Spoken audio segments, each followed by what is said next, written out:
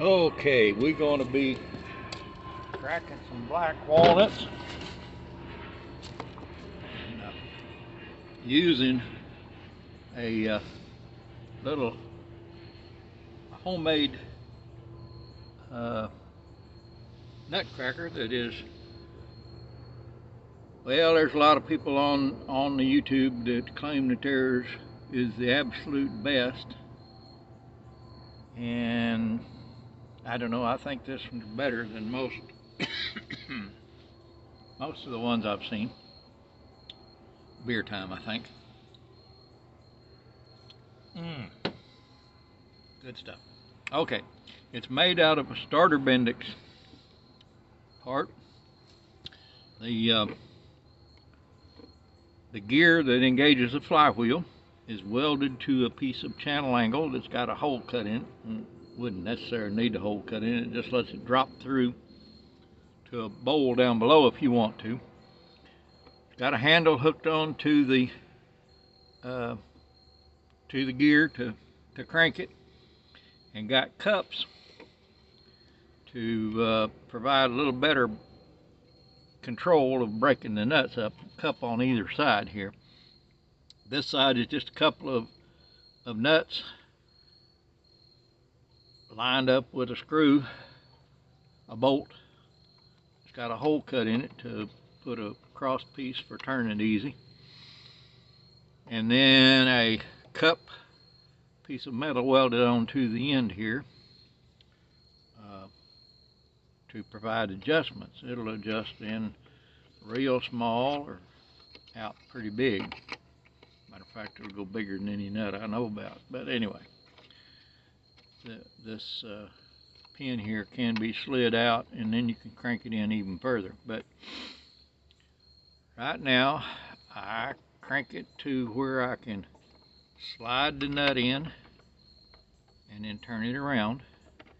I put the stem end of the nut, black walnut, to the stationary portion of the cup, stationary side, and put the blossom in on the part that moves, because that way it seems to stay in place better. And you just have to judge how much you want to crack it.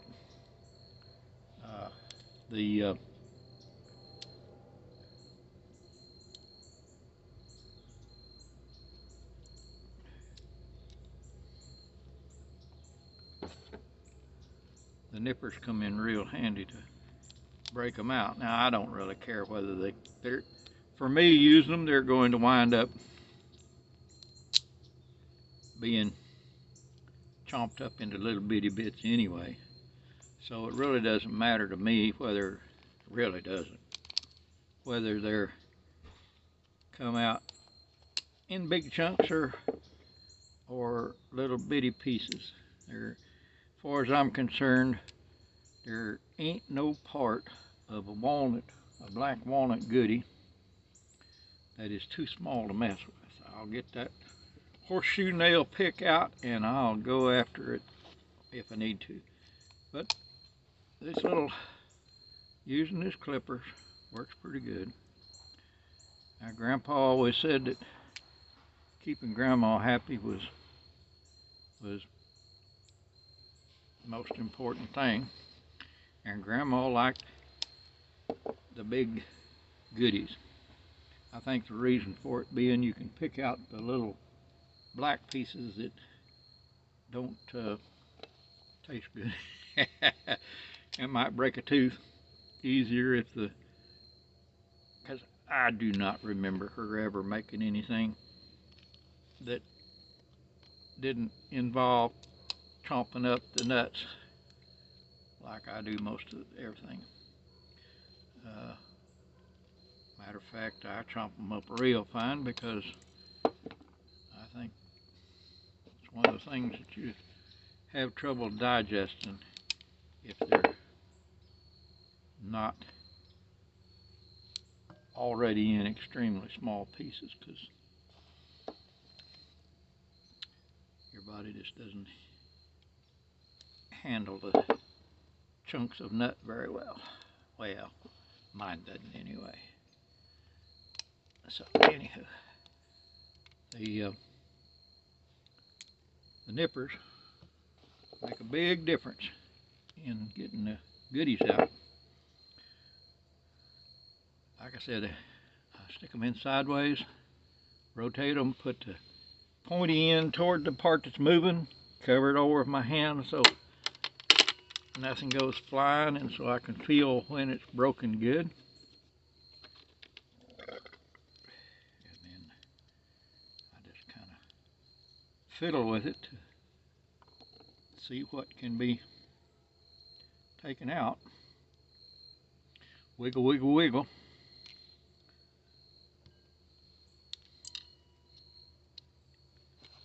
And grab the nippers.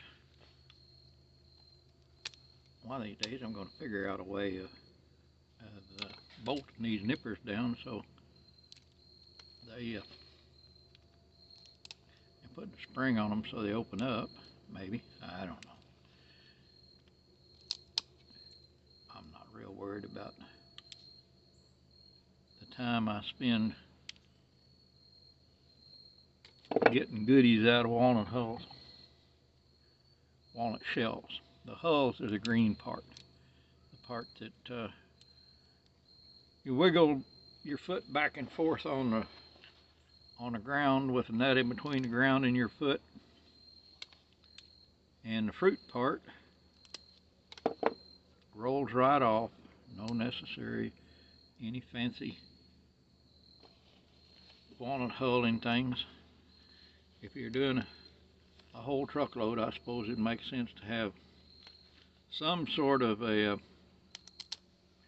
mechanical advantage of getting those hulls off, but for me, that's not worth it.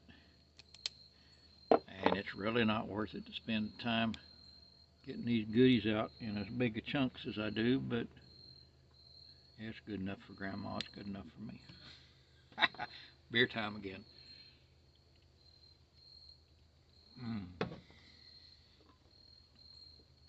Of course, I just rub them with my foot and then put them on a screen and let them dry a little bit, and that little bit that people worry about washing off and using the pressure washers and the cement mixer tumblers and all that to get every little bit of the green part off of the nut, to me is just a waste. That part doesn't do anything. The little bit that is sticking to these dries up to nothing, even without spending a lot of time washing or anything. I will say that I did stick them in some water just to pull off the ones that floated, and then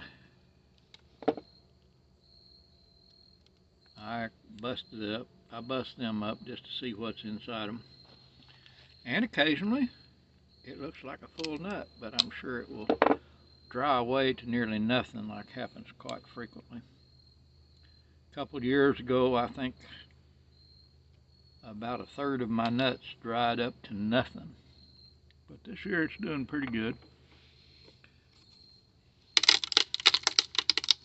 Now you can totally squish the nut with this thing, and if you wanted, you could just crack them and drop them into the bucket or pail or whatever you've got down below, and then come back later when you are sitting beside the fire and nice, warm, and comfortable, and finish picking them out.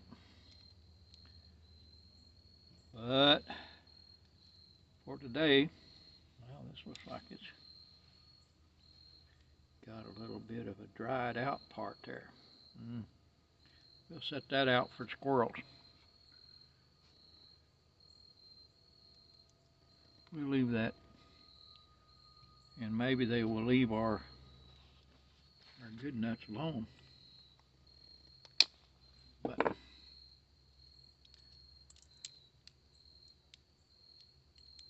course, they're probably just about as finicky as Grandma was about their nuts. I don't know. I've never actually had a conversation with a squirrel about what he thinks of nuts, but I've seen them pick up a lot of them and turn them around a few times and then toss them and go find another one. So I assume they've got a pretty good feel for what's got a good goodie in it and what don't. So at any rate, this is how we do it. Now this old Nutcracker has been around for more than 30 years, and I don't know how many nuts it's cracked, but it's been a bunch.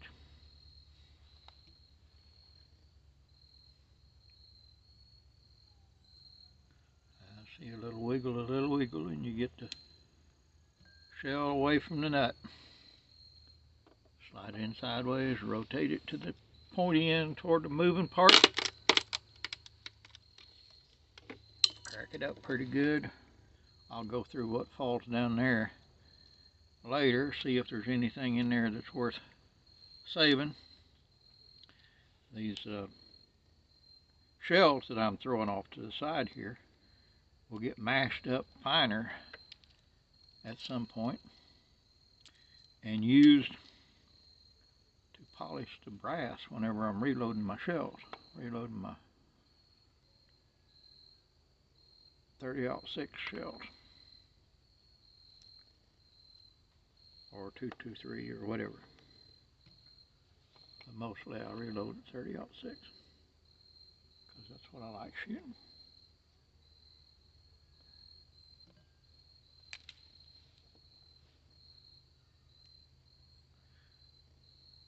Come out pretty good. Now,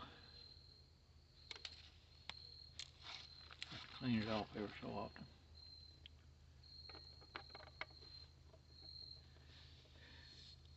If you were to go buy a piece of Acme threaded rod and a nut to build this thing with, rather than just building it out of scrap like this was, I don't know how. I think last time I looked, a foot-long piece of Acme threaded 1-inch rod was something like 30 bucks, and a nut was about the same. One nut for Acme thread. So if I was to decide to build one of these from scratch,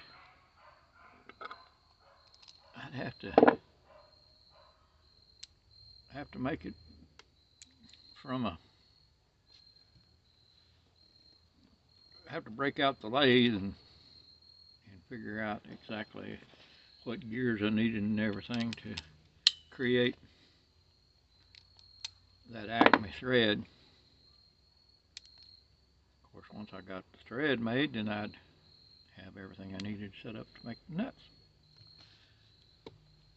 Anyway, a little bit of welding. Of course, the bench is pretty nice made too. Oak lumber, and looks like wasn't anything but shells fall through to the bottom. Anyway, there's the nuts. I'm going to go, I think I'll put a roast on them before I chomp them up and put them in some brownies or banana nut bread. That sounds like a thing. Banana nut bread. Yep, that's what they'll be. Holler at you later. See y'all on the creek.